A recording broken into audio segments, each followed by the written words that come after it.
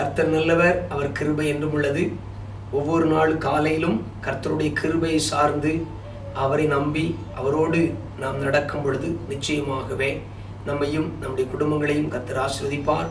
நம்முடைய ஆவிக்குரிய வாழ்க்கை தேவனுடைய சமூகத்தில் நேர்த்தியாக அவருடைய விருப்பத்தின்படி அவருடைய சித்தத்தின்படி நடக்கும். இந்த நாளிலும் ஒரு வசனத்தை வாசிக்கிறேன். ஓசியா தீர்க்கதரிசியின் புஸ்தகம் 12ஆம் அதிகாரம் 6ஆம் வசனத்தினுடைய பின்பாகம். இடைவிடாமல் உன் தேவனை நம்பிக்கொண்டிரு. ஆண்டவர் தம்முடைய பிள்ளைகளை பார்த்து ஒரு ஆலோசனை சொல்கிறார். இடைவிடாமல் உன் தேவனை நம்பிக்கொண்டிரு. ஏன், எதற்காக? அவர் நம்முடைய தேவன். ஆண்டவர் ஏதோ எல்லாருக்கும் தேவன் மாத்திரமல்ல, தனித்தனியாக நம் ஒவ்வொருவருக்கும் தேவனாக இருக்கிறார். ஆனபடியால் தான் வசனத்தில் ஆவியானவர் எழுதி வைத்திருக்கிறார், உன் தேவனை நம்பிக்கொண்டிரு. அவர் என்னுடைய தேவன், அவர் என்னுடைய தகப்பன். ஹல்லேலூயா.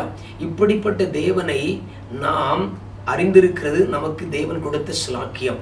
இந்த உலகத்தில் உள்ள அநேக மக்களுக்கு இது கிடைக்கவில்லை. இந்த தெய்வம் யார் என்று அநேகருக்கு தெரியவும் இல்லை. இந்த ஆண்டவரை குறித்து, இந்த சத்திய தெய்வத்தை குறித்து, இந்த சத்தியம் உள்ளவரை குறித்து சொன்னாலும் அநேகருக்கு புரியவில்லை. ஆனால் நாம் இந்த தேவனை அறிந்திருக்கிறோம். இந்த தேவன் நம்மை தேடி வந்து தம்முடைய அன்பை வெளிப்படுத்தி நம்மை ரட்சித்து தம்முடைய பிள்ளைகளாய் மாற்றியிருக்கிறார்.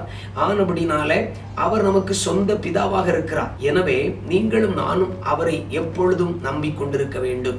இது ஆண்டவருடைய கட்டளையாக இருக்கிறது, ஆண்டவருடைய விருப்பமாக இருக்கிறது. எப்பொழுதும் அவரை நம்பிக்கொண்டிருக்க வேண்டும். ஒருவேளை சில காரியங்கள் நமக்கு இன்னும் நடைபெறாமல் இருக்கலாம்.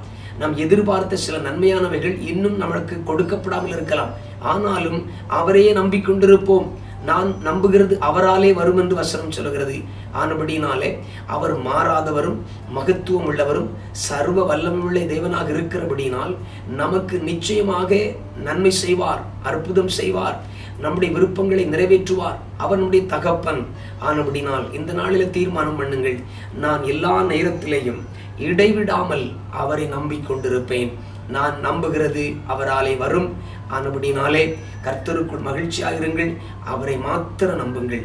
மனிதனை நம்புவதை பார்க்கிலும் தேவன் மேல் பற்றுதலாய் இருப்பது நலமென்றும் வேதம் சொல்கிறது. இடைவிடாமல் உன் தேவனை நம்பிக்கொண்டிரு. ஆமேன், ஆமேன்.